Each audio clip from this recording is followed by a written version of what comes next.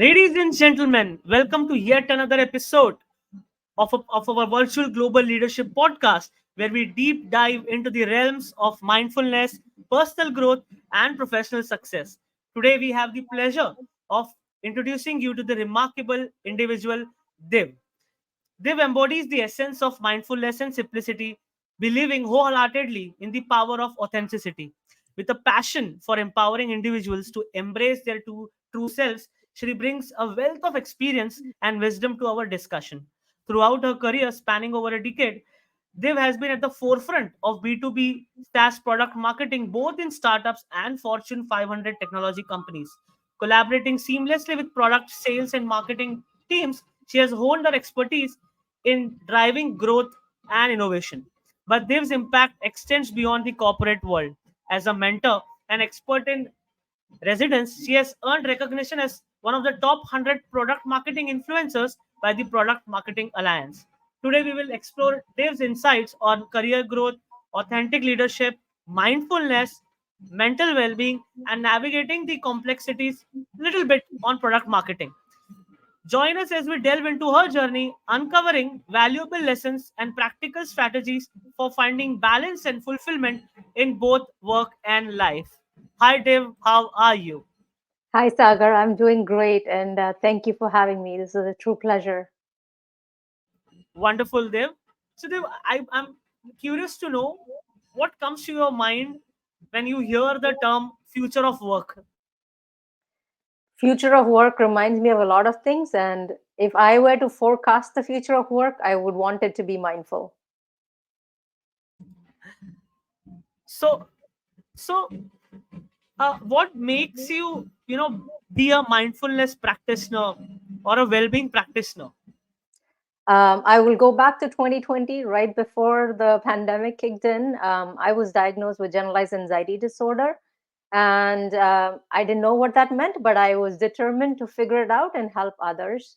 And that was my first path into stumbling into mindfulness. I came across a few books by Thich Nhat Hanh, and even though I've never met him in person, I would like to consider him as my guru and my teacher who has guided me, who has given me the sense of being in the here and now, to really be fully present. I was really good at multitasking, doing a million things at once, and I was on an information overload, sensory overload, whatever you want to call it, and that was not really good for my anxiety. And so when I took mindfulness to heart and to my soul, it helped me create the space that I needed to simplify my life, to simplify my thinking, everything. Like I think I've fundamentally become an essentialist, right? Not a minimalist. I've become an essentialist because I'm really asking the question every day when I wake up: what do I want to do today to do something that really matters, right? That truly, truly matters. And I don't think I had that perspective before 2020. So that has been my onset and my start. And now I'm just sharing my learnings, whether it's mindfulness at work or mindful eating. I just published a book on some of my food and recipes and different things. So a lot of my writing and my books have been part of that journey. So my first book was in December 2021, where I shared about my stress and anxiety. I called it a broken teacup because that's pretty much how I felt like it. But I love the Japanese version of kintsugi, right, where you're bringing the value even though it's broken. And so that's how I stumbled upon mindfulness, and it is going to be there with me for life. Wonderful, Dev. I'm curious to know, uh, when you say information overload, or Mm-hmm. when you say, anxiety, Mm-hmm. how does one understand? It's one thing to be to just go through the whatever pain or dissatisfaction, and one Mm-hmm. thing is to recognize and act upon it. So Yeah. how can one recognize these patterns in their life? I I would say please don't do it the way I had to, because my body was giving me all the signs. I was having a lot of discomfort, but I just didn't know what it was. I would keep going to the doctor. Doctor was like, "Oh, you're very healthy." Like I was physically fit, but something internally wasn't working, and I had blackouts. I had moments in time where my stomach would just cramp up, and I'd be like, I'm going to die. Like literally, that was the moment, right? And I didn't know that that was anxiety. I didn't know that it was the stress that I'd created, right? Like as a leader, we are often told just suck it up and do it. That's what is expected of you as a leader. And I didn't have anybody to tell me, hey, it's okay to be not okay. So I kept going through the motions, 2018, 2019, doing all the things that I was expected to do. I was on an autopilot, if that resonates with you. And I realized that I was not doing okay, but I just didn't know what to do about it, right? So I would ask you to pay attention to how you're feeling, because in the corporate workspace that we're in, we don't really have a space for that. We all want to talk about well-being and all the good things, but we have to create and foster an environment to make that happen. And when I so 20 December 2021, I had taken some break. I was like, I really have to pay attention to myself because I had a blackout. I scarred my face, and I was like, this is the ultimate sign your body can give you. Just listen to it and give it the time it needs to heal, right? You're going through something. This is important for you. So I took the time. That's where I stumbled upon mentoring, and I was like, this is fulfillment for me. This is my ikigai. This is what I was born to do. And it never felt like work for me, right? So finding that balance was important. And so when I came back to the workforce in October 2023, I really asked the question, okay, I have done a lot of things. I have had opportunities to lead teams, grow teams, to really bring that empathy into the forefront. But at the same time, if I'm not empathetic to myself and if I'm not taking the time to take care of myself, I cannot help my team. I cannot help my company. I cannot help my community, right? So that's, I think, where the direction is going, and where I would really like the future of work and everything that we are doing with the World Happiness Foundation and even the Chief Wellbeing Program. That's what I'm looking for, right? How can we create those environments where everybody feels safe to say that, okay, this is how it is, and this is not viable or not sustainable, and have those conversations, because they are difficult conversations, but they're much needed today. And I know San Mateo County has announced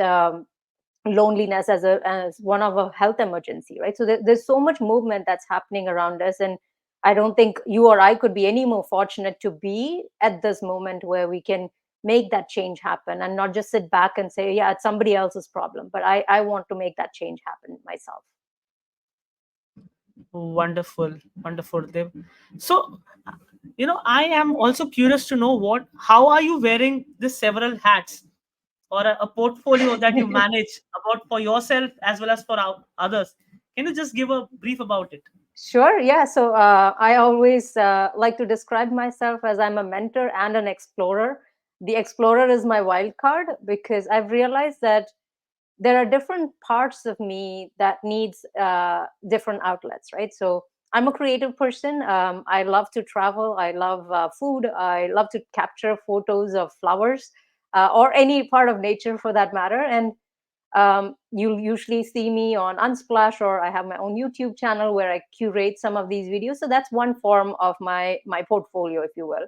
The other part is the mentoring and the teaching that I do, which has been my fulfillment. It has been my purpose in life, if you will. And there are plenty of books out there, right, from Untethered Soul by Michael Singer to um, Thich Nhat Hanh's like Savor. All of those teach you the essence of what it means to feel grateful, to wake up every day and actually make the day something that is valuable. So along with that, product marketing is something that I embrace. I think it has become a part of me for a decade now, and it is a part of my identity, but it is not the only thing. So I'm creating this portfolio so that I get a sense of all the different things, right? As much as I said I don't multitask, I single task, but all of these are what makes me me. And before, I always struggled because on LinkedIn, you have to show your professional phase, and you have all these different facets of your life that you're trying to create. And now I'm like, that whole thing is me. So whenever I go in for an interview or for a team introduction, I bring that whole self. And that is that authenticity that I'm trying to embrace, right? For me, authenticity is being my true self. And if I can be my true self, and if I feel comfortable sharing my stories and my struggles, I have seen that my team is also confident and comfortable sharing that, right? So it's giving everybody the level field and respecting everyone, because at the end of the day, we are all human, right? If we don't give ourselves a space, it's going to be a struggle, and we'll feel like we are putting on a mask, right? Like literally putting on a mask. And I don't think anybody wants to put on a mask. I think we've all seen that in the past few years, where we didn't like being behind the mask. So why do we do that today, whether we do have it figuratively or literally? Absolutely, Dev. You touched a very important point. Even I am, let's say, in that phase of my life where I do multiple work. I Mm-hmm. love hosting podcasts, and I'm doing Mm-hmm. it for last 9 months. Of course, Mm-hmm. I'm curious to learn about new things, topics such as global well-being or future Mm-hmm. of work. And in my view, peer-to-peer learning is the fastest way of building your Oh. knowledge, Mm-hmm. skills, and network. The other hat, again, I am also in a way uh, supporting, mentoring, coaching early stage startups. Mm-hmm. And then I also love to go travel the world, spend time with my wife, go out, with friends. And I find it also difficult. How do I put myself on Mm-hmm. LinkedIn Mm-hmm. or wherever, if I'm going to a, let's say, an event where they will just take up the particular, let's say, skill, and they will just put that. Mm-hmm. So thank you for touching that, because it made me reflect on that. And I would like to know more from you, from the product, let's say, lens, Mm-hmm. and Mm-hmm. how we as products, Yeah. how Mm-hmm. we uh, what are some of the ways in which we bring out the authentic self in public, or for that matter, Absolutely. anywhere. Yeah. Yeah, no, and I love the question, because I think, and I have this conversation with my mentees every day, right? Everyone's like, hey, so how do I, like, everybody gets a question, tell me a little bit about yourself. And so I came across a concept called a picture perfect introduction, or which I coined it as the picture perfect introduction, where in a one visual slide, put all the photos, images, visually, how do you want to represent yourself, right? Very little words, but visually, what does that look like? And the moment I was able to do that, it became a process for me to do a lot of self reflection. It became me uncovering who is Div outside of that spectrum, right? So that's what I would encourage. Like, take the time to, and I'll share some links in the chat as well, right? This is how you can think about telling your story in a picture perfect way. And for me, that story started off with my education, my work experience, my travel, and then now it's morphed into a little bit of everything, and maybe even simplifying that, right? Sometimes that information overload we were talking about, how much information is too much, and so you start distilling it down to the true essence. And I think that's where I am right now. I started that process 2018, so I'm like over 5+ years, but it's a process that gives me a way to represent myself. Like, you see butterflies around in my home, and everybody who knows me knows that I am a butterfly lover. So I tell that I gravitate towards flowers for that reason, because it is a representation of who I am. And so finding that story, and I've had this exercise with my teams where everybody, I had a team of 25 at a point in time, and everyone created their own picture perfect introductions. And I had one of my team members tell me, Div, I worked with these people for over 5 years. It's the first time I actually got to see them outside of the job title. And I felt so much gratitude for them to say that, because that was what it is, right? At the end of the day, we are all humans, and the team is everywhere. Like, it's not like we're going to be in one location, one place. So I had teams in North America, in South America, in EMEA, in Asia Pacific. But this little activity brought us all together, because we saw we all had same values. We all saw that we loved the beach, we loved nature, like whatever it was. And just grounding ourselves to be human, I think that's what it all comes down to. And that's why I'm a big believer of well-being, because it's not a fancy word or the next buzzword, right? It is actually paying attention to how you're doing today, and what is making you happy. And that's what I've been trying to uncover over the past 4 years, right? What is making me happy, and whatever is making me happy, how can I kind of cultivate that? How can I create environments? So my creativity, my travel, the foodie in me, all of that is what makes me happy. And um, on my own pursuit of happiness, as we say in the United States. It's a one of our freedom rights, right? So might as well make it count. That's what I'm chasing right now. Sagar, you're on mute. Thank you. You're Just a welcome. quick question, Mhm. which is slightly out of context. When you saw my LinkedIn profile, what were the first few things that came to your mind? That you are a believer in people. That's one thing that came in mind. Outside of everything else that you've done, I loved your 33 years of your time in the world and how you kind of broke it down into what really mattered for you. So I appreciated that, and that's one of the reasons why I reached out. Yeah, thank you for sharing that, because usually, because you answered that, I was like, no, no, I have to ask her. It's also on air. I will ask. Of Thank you, course, thank you. I appreciate it. Dev, what advice you have for uh, leaders who are or are just, I would say, sorry for the lack of better, but I have to use it. They're Hmm? drowned in the number game, the number crunching game. What advice you Everybody is drowned in it. have? That's one of the reasons why I look back to my values, right? So for me, it's trust and credibility, right? For me, I should be able to build that trust, no matter whether I'm starting a new job or whether I'm connecting with my mentee or with my students. It's building that credibility. The second is extreme ownership, right? So if I'm saying I'm going to do something, I'm going to own it to the whole, the good, the bad, and the ugly. But the third is where I think comes back to your question. It's results and relationships. When I look back at my decade of experience, whether it's been at startups or Fortune 500 companies, it's not the numbers that come to me. As great as those numbers were, the number is not what I wake up for. And I know that is not a great answer for any corporate being, but the reason why I wake up is the people that I work with, right? It's the relationships. And every time, like I look at my LinkedIn and I feel proud because I have over 100 recommendations on there.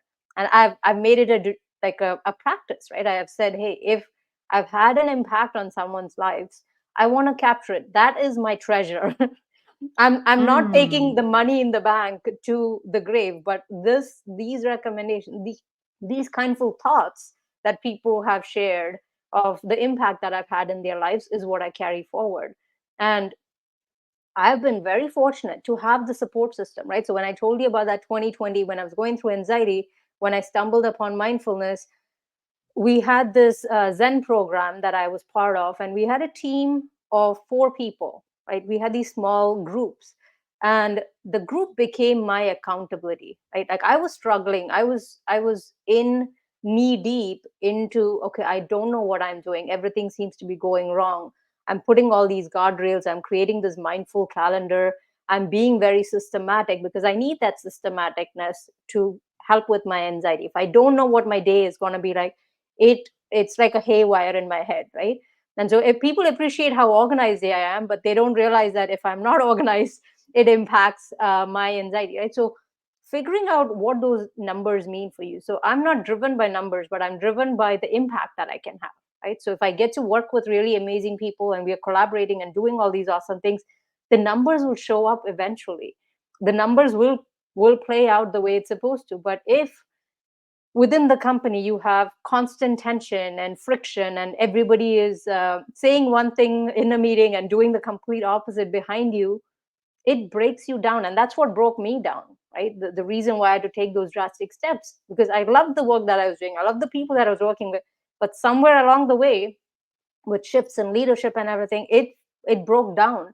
And I was struggling because I could see everybody else in pain, and I'm a very empathetic person. I absorb the stress and anxiety that is in the environment, and it's ironical, right? Like there was one team where we were all remote, but I could feel the stress and anxiety in the environment, even though we were remote, and that broke me down. That led me to my blackout, and I just couldn't figure out how I could help these folks, right? And I think that's what it comes down to. Like as much as the numbers exist, look for what is it that is driving you to wake up every morning. Trust me, 100% nobody's waking up for those numbers, but you're waking up to do something more impactful, to create change, to do something that matters to you. And that's what I would guide everyone. Like really pay attention to how you're feeling. And If you don't feel like the work environment is a safe space to have that conversation, have a mentor. That's why I do what I do, right? I'm creating that safe space for people to brainstorm, for me to share my struggles, so that they can feel like, okay, they're not in this by themselves, they're not alone, that together we can solve it. And I've been very fortunate to share and help folks navigate through that. So that's what I would guide you all, to really pay attention to how your body is telling you. I have this hunch that the reason why we have all these diseases is because we're holding back and trying to just absorb it. I always tell that I let all the feelings and the stress and anxiety and everything just layer in so deep that eventually the pressure cooker just burst. That's what I describe my blackout to be. So pay attention to how you're feeling, and it matters. It's not something nebulous. It is something that is very fundamental, and I'm fortunate to be healthy the way I am, because I'm like, the things that the doctor said don't eat, I can eat all those things now because I really paid attention to how my health is, how my mental well-being is, and I'm not afraid to share that because I want to break the stigma. There's so much stigma around it, and especially coming from where I am, it's even hard to have that conversation. And that's why I wanted to be a voice for the unspoken, and why I share my stories with you all today. Yeah, yeah. Uh, Div, you also do a lot of work with respect to career coaching. So, Mhm. would you like to share some thoughts there? And we are living in a world where people want to pursue their passion, their dreams. At the same time, they get bored in 1 to 2 years of doing same work. Mhm. They want new challenges. And after, like, say, after 5 7 years, they have done everything. Now they are wondering, where should I head? Where should I go? Which specialization should I take? So I'm sure you would be immersed with these questions, but yes, people are seeking answers. I won't say that I have all the answers, but I can share what has been working for me. In 2018, I came across a TED talk by John Doerr about OKRs, and he said that the success is in defining the right OKRs. And as much as I applied it into my product marketing work, I was like, oh, I like this idea. I'm going to see if I can create my own personal OKRs. And at that point in time in my career, it was all about the leadership growth, right? So what will it take for me to go from to be a director to be the next VP, whatever it is, right? That was my path. I quickly realized that that was not the path for me, and so in 2020 I pivoted and created what I call my community OKRs, right? I wanted to give back. So I literally had a goal because I didn't have any baseline number. I said, I want to mentor 10 mindful, passionate souls, whether it's career or life, whatever it could be. That year, I was able to mentor about 20 people. And I was like, oh, maybe there is something that I can offer back to this community and to the world. And so I started doing this as a practice every year. So towards after Thanksgiving, towards the end of the year, I sit down, I do a reflection. I look at what do I want my 2024 to be. 2023, I wrote down and said, I want to mentor and travel the world. I didn't know what that meant or what that was going to look like, but I was able to do it. I was able to travel. I was able to continue my mentoring. I was in Europe and Portugal for 2 months. I was in the UK for 2 months. And I'm now back in the San Francisco Bay Area. It is that intention, that focus. Once you put it down on paper and once you create that accountability, right? I need accountability in whatever shape or form that I do, right? So that became my accountability, that I told the world that this is what I want to do and I'm going to make it happen, right? So find what that is, and you are setting yourself up for growth, whether it's in your career, whether it's in your life. And that practice is what I call being present, right? Being aware that this is something you want to do and then practicing it for life.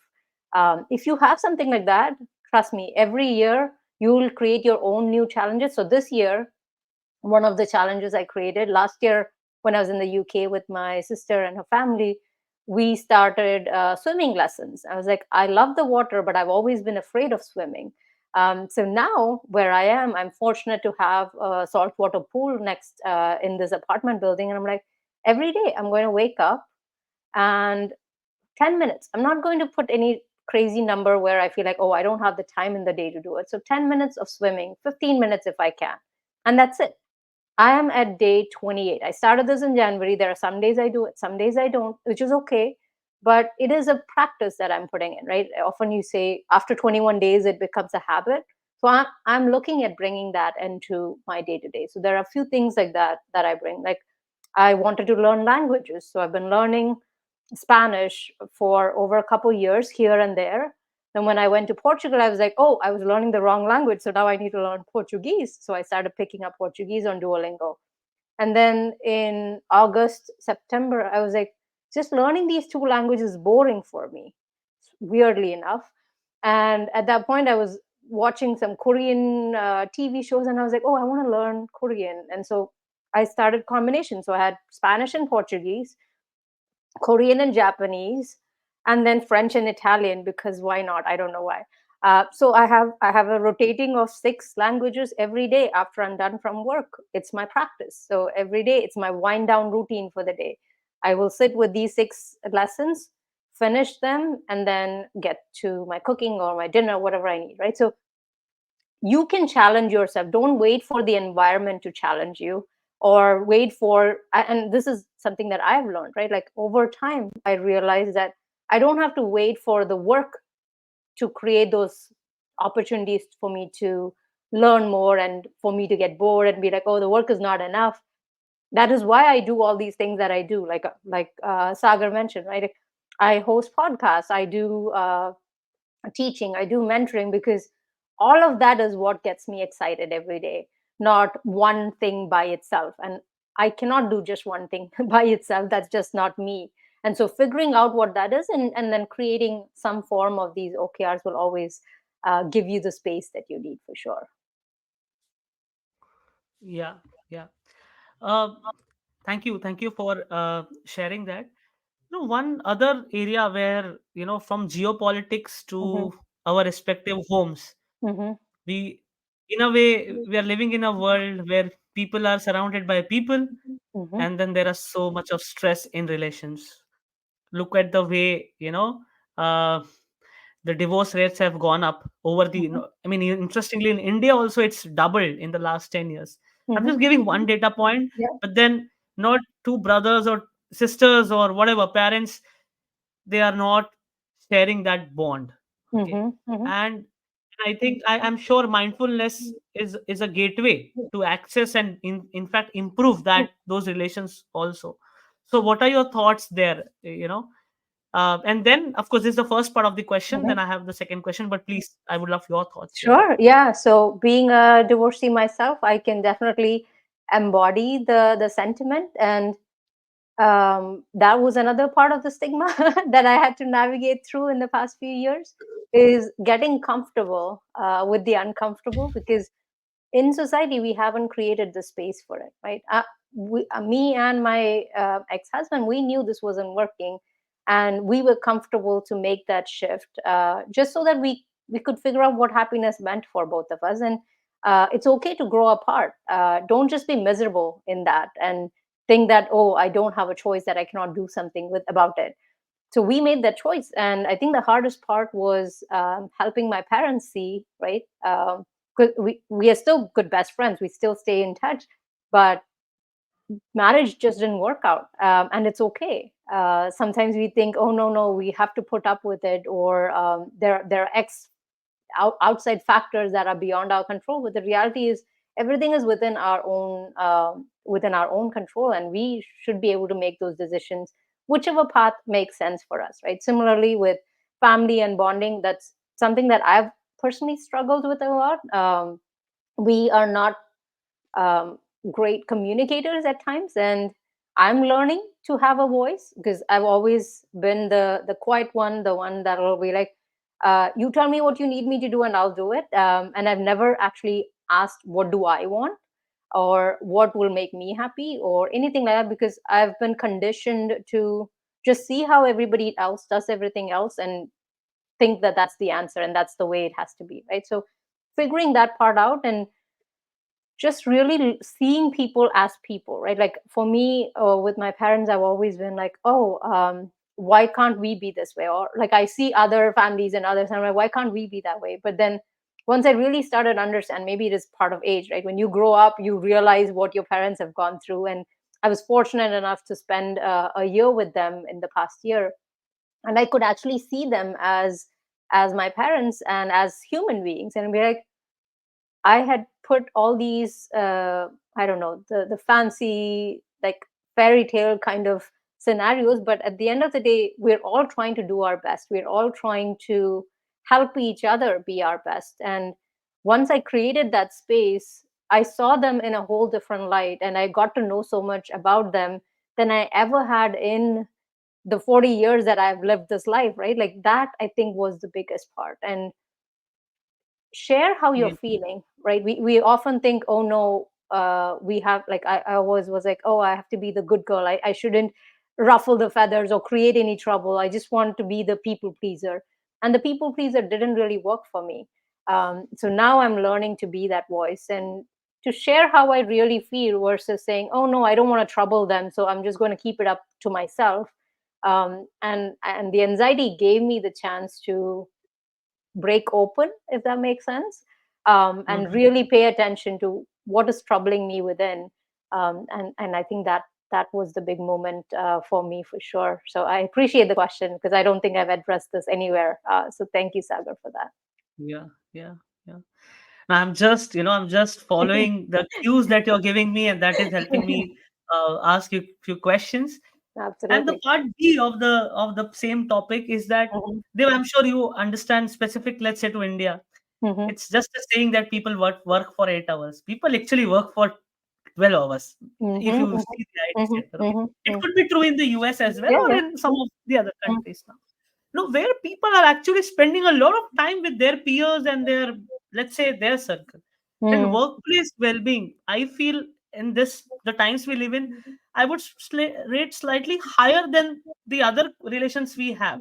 Now, what are some of the challenges, and how to address those challenges? What are your thoughts there? I would really caution us to pay attention to what does well-being mean in the workplace, right? So 2020, once I was able to get out of the troubles that I had with anxiety and really embrace who I am, be my authentic self, and say I don't have to wear a mask or be like somebody. I've seen leaders in different shapes and forms. I've been very fortunate to have a fearless leader myself who embodied the essence of authenticity, and was the reason why I wrote my second book, right, about fearless, be the leader you will follow. I wanted to start with one mindful moment a day, right? So I do a 2 minute mindfulness practice, and it was something that helped me and my team connect at that root level. Whenever I teach a class, I'll start with that 2 minute mindfulness practice because everybody is moving from one meeting to the other. How can we just ground ourselves? And 2 minutes is a safe space, right? 20 minutes feels too long, 2 minutes doable. At the worst, you can go grab a cup of coffee and come back, and the 2 minutes will be gone. So that's what I try to do. So I take this practice of one day at a time. What can I do today? And if today didn't work out the way it should, it's okay. Tomorrow's a new day, right? So bringing that into the workplace and creating that environment, right? Oftentimes we talk about burnout and all the challenges that we've gone through, right? It's sometimes too scary, right? Like, I know I have gone through burnout. I know a lot of my mentees and students have shared their stories of burnout, but we're just expected to go, go, go, go, right? This always on kind of a mode, and it doesn't help anybody. So if we can think about holistic health, which is what we are talking about in the Chief Wellbeing Program, and it's amazing to see the work that the US Surgeon General, Dr. Vivek Murthy, has done, right? To create that sense of worker voice and equity, right? We often talk about DEI and equity, but I think this is the essence of equity. How can we create a space where there is connection, where there is work life harmony, where what you do at work matters, right?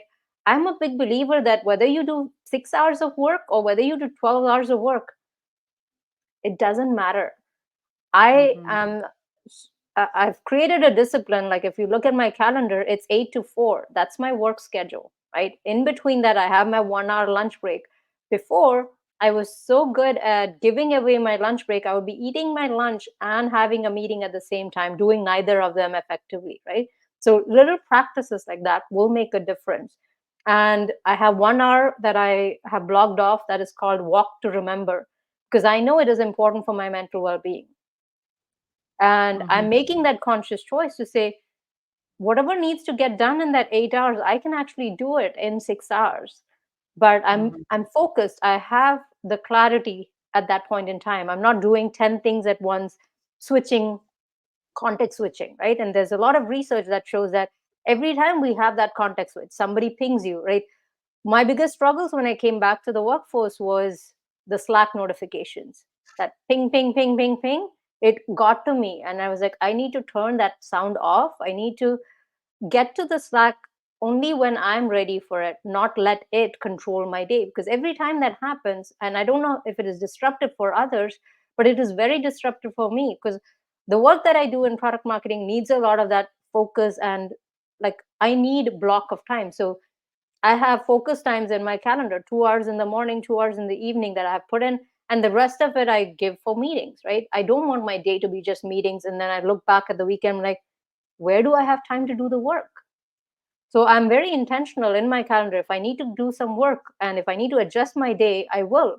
But how do you practice it, and how do you make sure that others see it the same way? So I'm grateful that we have a transparent calendar so everybody can see where Div is at what point in time.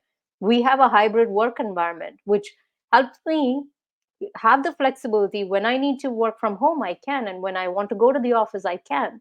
I don't think everybody has that luxury, right? So creating those environments and making it easy to have the essentials for workplace mental wealth, health, and well-being is all it is. Wow. So, Dev, can you just quickly share how your day looks like? I start off my day just like today. I have a mentee session. So it is I call it my full battery charge, a 30-minute mentee session in the morning. So my 7 to 8, I usually give for mentoring or teaching. Then my 8 to 4 is for my work. And 4 to 5, it's again mentoring. So since I cover global, my mornings are usually for Europe and Asia. My evenings are for the US and Americas. And it is how I want to live my life, right? Like I don't want to look back. And this is another great exercise. I think Vivek Vadva, professor, had an exercise where it was a self-reflection, and he had one prompt every day, and this is one that I'll share as well. Sure. One prompt was, look back when you are, his was 90 years. I was like, I can't think 90 years, but I can do 50. So I did 50 years and look back, and what is it that you are seeing when you're at that point in time? And for me, it was the connections, right? So this year, when I created my OKRs, I said, it's about connection, it's about synergy, and it's to continue to be fearless, right? Like that fear in me is always there. Like I was just like the swimming example, I was always afraid. But how do you kind of create something? And this is why I say the synergy part is so fascinating, because ever since I put that word in my January self-reflection and my OKRs, I've had so many opportunities to connect with amazing people like you. And it's only February and I've already had 5 so far. So I cannot wait to see how the year is going to unfold, but that's what it is, right? It's setting the intention. And there are lots of books that talk about it. So I'll share even the 21 books that have shaped who I am over the past year as well. So the reason why I asked you your schedule is Hmm. just to kind of get an insight into, as you said, 7 to 8, you start, let's say, mentoring. So which means Hmm. that you are up by 5:30 or 6, right? Yes. Yeah. And then 7 to 8, then 8 to 4. Now in that 8 to 4, like Hmm. how does your, let's say, the creative time or the maintenance time, Hmm. or Hmm. how you break up that, this will help our Yeah. viewers understand, because Absolutely. you're doing so many things, right? You're wearing multiple hats. So that Hmm. was the context. And then how do you cool off, and then by Hmm. what time you're off to bed, and what is the process Mm. before you follow before going off to bed, because Yeah. that is Yeah. also, I think, is important. So It this is. just to It get is. that. No, no. I love the question, and that is something that I've been trying to embody as part of that essentialism, right? So, thinking about well-being, not just about work or life, but holistically, what does that look like? So for me, that 8 to 4, like I mentioned, right, I have that 1 hour block for lunch. I have 1 hour blocked off for walk to remember, because I can do focused work for a couple of hours. So like I have 2 hours blocked off in the morning. Then I'll have my have a 1 hour blocked off for work meetings, and then make sure that I have the time for everything like the creative part. So I'm really good in that morning where I can do the focus work. So I try to keep my mornings clear as much as I can. But there will always be times where you have meetings. So don't beat yourself up if that is the case. I did before, but now I'm learning to be a little flexible, and create room and create space so that I can add or remove things as needed. But then once I'm done with that 4 o'clock, I'll have maybe 1 or 2 mentor sessions, and then it's that wind down, right? So the Duolingo that I mentioned. So I'll do a 15-20 minutes of Duolingo, wrap it up, start cooking, because cooking now became therapy for me. I never liked cooking before, but now that I realize I need to learn to cook for myself, I started to embrace cooking to really find the essence of it. I'm not a big fan of trying to put a lot of spices. So the cookbook that I put out was part a thank you to my mom for bringing cooking into our lives, and a birthday gift for her. But it was also my way of understanding what is holistic and like good food eating, right? It's appreciating the fruits that you have, the vegetables that you have, and taking that balanced meal option, that the balanced plate, right? Half veggies, one-fourth carb, one-fourth protein, because that's not how I grew up in India. It was maybe one half carbs and then everything else, whatever little bit you had. So Two-third. learning, yeah, learning that and changing that actually helped me with my well-being. Like I know that my body is thankful for those shifts that I've made in my life, and I know it's working, right? So it's finding those things. And then after, so that's 2 hours, and I literally have on my work calendar out of office dinner like 2 hours blocked off, so that, because we work in a global workforce, so sometimes we might have to have a meeting in the evening. We do have sometimes analyst briefings that are at 6:30 p.m. my time, because that is somebody who we are talking to in India, right? So having that flexibility and knowing what you need to fit in where gives you the chance to create that. So those are things that I've tried. For me, reading has been a new practice since I started in 2020. Before that, I maybe barely read because I was too busy. I was like, I didn't have time to read. Now I've taken away that information overload with the TV and stuff. So I have the time to read. So I have a goal that I've set. And this is when you talk about challenges, right? I have 100 books a year that I want to read. 2020, I was like, Div, no way are you reading 100 books. You barely read 2 books a year. What are you thinking? But now that this became a practice, every day I spend an hour reading. Compute that over time, you can easily finish a book in a week, right? So it's little things like that. So bringing those things in, I'm off to bed by 8 p.m. because I'm an early riser. 8 p.m. Yeah, like Wow. if I'm exhausted, I'm in bed by 8 p.m. At most, you'll see me 9 p.m., 10 p.m., but not beyond that, right? On my phone, I have a do not disturb after 8 p.m. because I don't want the phone to be the reason why I'm up. And the phone has been plenty of times in my life, been the reason why I've been up, right? But Yeah. I do have times when I wake up at 2 a.m. in the morning and I'm like, oh my gosh, why am I awake? I should be going back to sleep. And I can't. And that is the reality. Like I'm learning to get comfortable with, there are certain things that work for me, certain things that I'm still working through. And sleep is one that I'm a big advocate for, right? Matthew Walker, in his book about sleep and why it matters, talks a lot about the circadian rhythm. And through my life, I always thought, why am I always exhausted by 7, 8 p.m.? I never understood it. But it's just the way my body is. My body is up and awake. Like you can ask me to have a session at 4 a.m., 5 a.m. I will do it happily. Ask me to do something at 7 p.m., 8 p.m., you might as well just talk to somebody else, right? So it is little things like that that I am learning about myself and not beating myself up to say, Div, everybody's up. And I've had conversations and been with my friends in the past where people are like, oh, Div's in her phase two sleep because it's 10 p.m. And they're all talking and chit chatting, and I'm like half asleep. And I always thought, what's wrong with me? Now I understand that is just who I am, and I'm comfortable with it, right? So learning about what works for you and then creating, that's why I said, like, my work schedule works for me.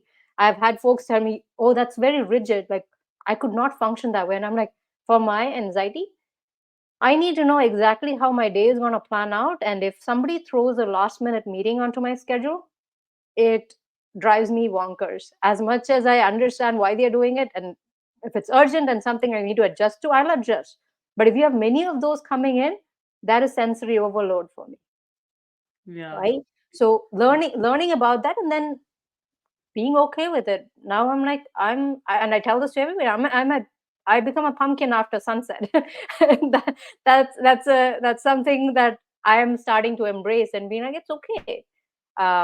If people Mm, want to be yeah. up till 10 p.m., they can, and they're like, wow, how do you, like, just like you reacted? How do you sleep at 8 p.m.? I'm Yeah. tired. I'll fall asleep, and then I'll wake up at 2 a.m. or 3 a.m. for that matter. But I try to keep it to 5 a.m. That's my, like, 8 to 5. So I'm kind of following the Yeah. 8 to 4 schedule throughout my day and night. Wonderful. Wonderful.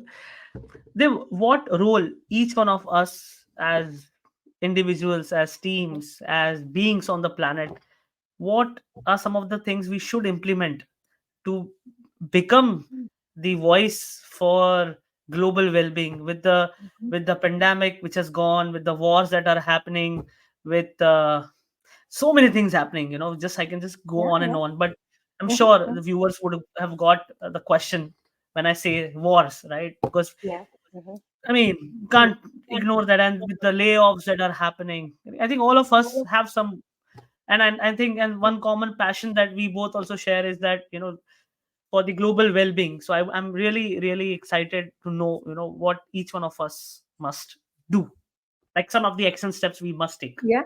I have three principles. Let's maybe start Mhm. there, right? So Mhm. we all know the acronym CEO. This is an acronym that I think will embody us, and how we approach our day to day, right? Uh, C is curiosity, right? Always have that childlike curiosity. Yesterday, I was very fortunate. One of my dear friends reached out and said, hey, I'm taking my kids to the movies. Why don't we grab lunch after? And in my head, I was like, are you going to watch the movie, the Disney movie Wish? And I just asked her, hey, what movie are you going to watch? And she was like, we're going to watch Wish. And I was like, can I join you? Right. I've always been a Disney fan, and Disney has always given you that sense of hope and Mhm. given you that sense of no matter what is going wrong in the world, right will be done in its own way, right? So that curiosity was always there, and I felt like a child watching that movie. And this, I think, it's been 5 or 6 years since I ever even went to the movies or watched anything along those ways. So having that curiosity will allow you to challenge the status quo, to create the space for you to ask, why do we do it this way, right? Whether Mhm. it's like, I always struggled with layoffs because personally it hurts that we said, hey, we're going to work together as a team, and then because of the numbers we have to make these hard choices. I was fortunate to see how our company approached it, and how honest the CEO was in saying, we did everything we could and this was the last resort, right? So knowing how these things are going to play out. And I kept asking myself, I've only joined this company like a month and I'm already seeing all these things play out. And I was initially fearful. I was like, okay, I don't know. Today I have a job, tomorrow I might not have a job. And that is the reality of it. Like, I'm embracing that. But at the same time, I reached out to the people that I maybe spoke to once in that 1 month. And it's like, hey, I know this is going to be hard for you, but if there's anything I can do to help, please reach out, right? Those are little things that we can do, right? As much as layoffs suck and it creates sort of this, oh, you are the person on this side of the line and you're the person on this, just reach out and extend a hand, because we Mm. have been there in those spaces. It's not like I've had my own variation. I think my first job, I was impacted with layoff, and it was last in, first out, right? I was a new MBA grad. I came in, this was 2020, 2021. And I was devastated. I was like, I'm doing all the right things, and then this happens. What do I do?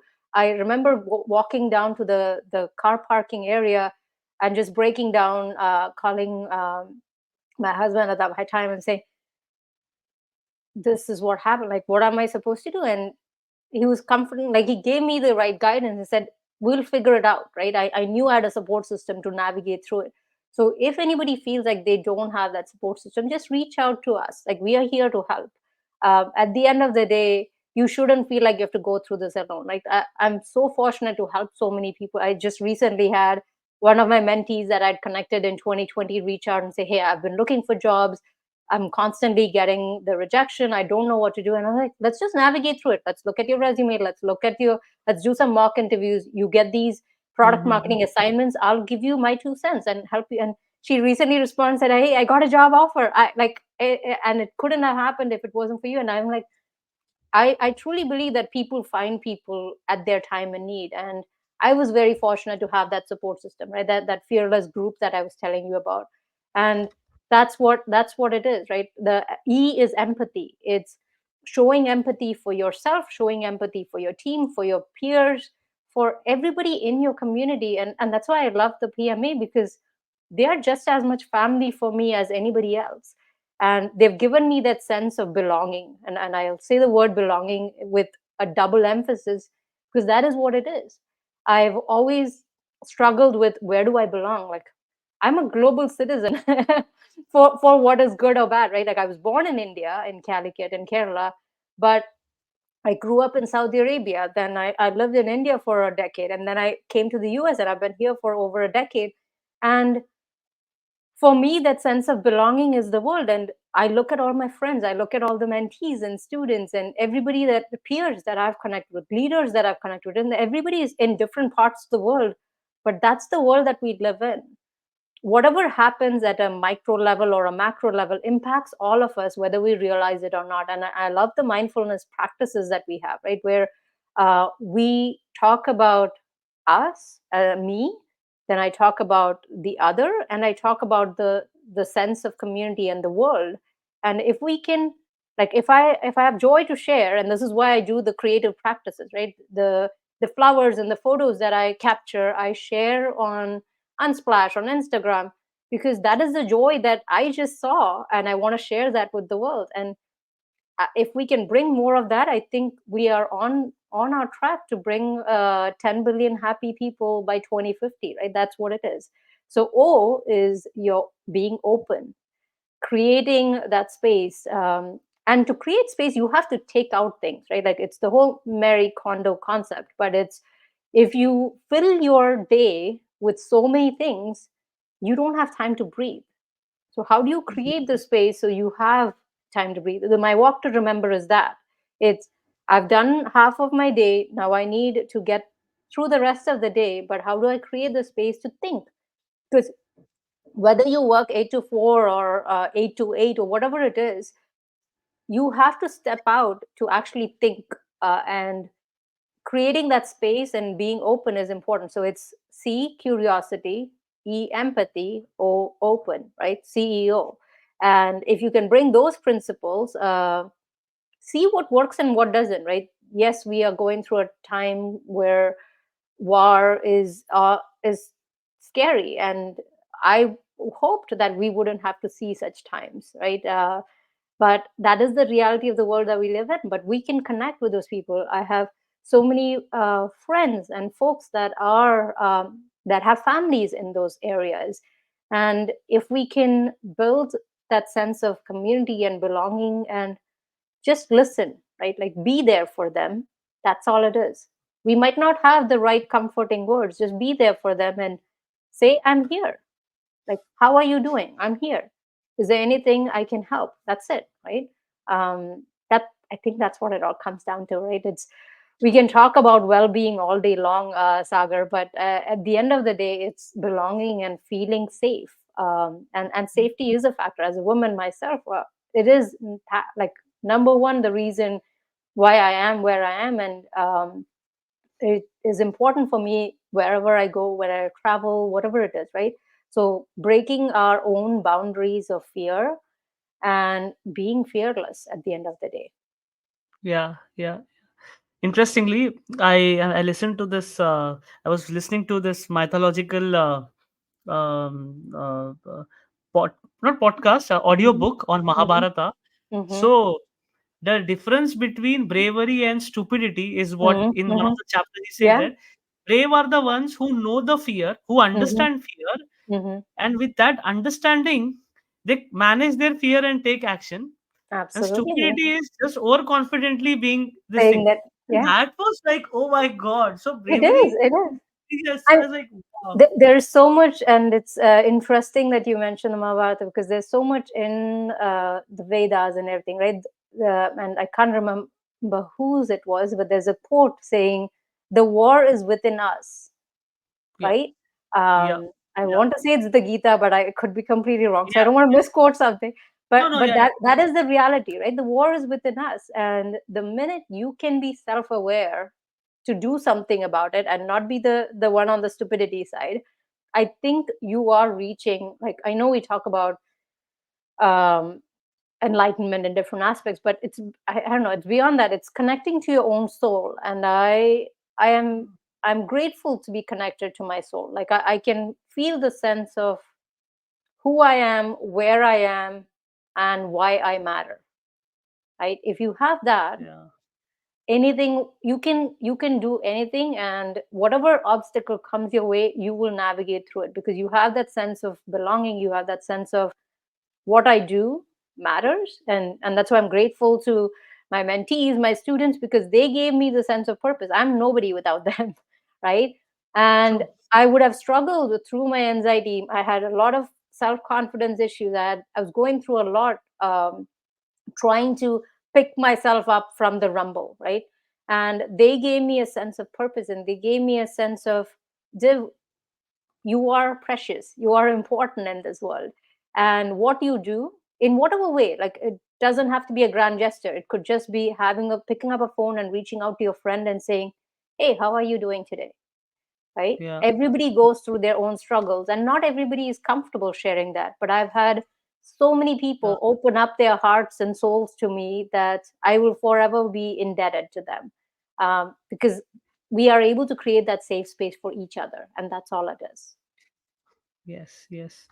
Oh my God, we are just, I mean, I just felt the conversation just started and we're already an hour. Thank you, Dev, for, taking out your valuable time and giving us and sharing valuable insights on multiple topics. We touched upon mental well-being. You shared examples from your life, I think, which is a very brave thing to do because you gave a lot of insights from your life. And I think, people have this habit of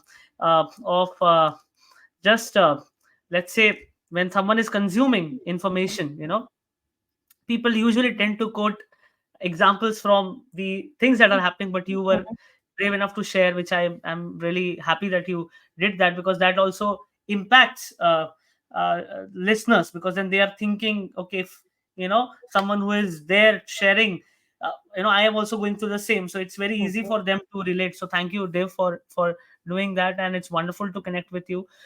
Thank you, viewers, for joining us for yet another episode of Virtual Global Leadership Podcast. And I thoroughly enjoyed my conversation. Sorry, Dave, it's 10 p.m., but I think post this conversation, I might, work through the morning. Well, But you should, just it's a practice that my IT leader had told me. Like every time you're done with work, just shut down the laptop. I know we have yeah, thousands of tabs open. Close everything, and then next day start fresh, because then it gives you a absolutely. sense of the space you need. So it was a true pleasure, Sagar. I loved our conversation, and I'm really glad that we got to connect. So thank you so much for this opportunity. Thank you. Thank you, Dev.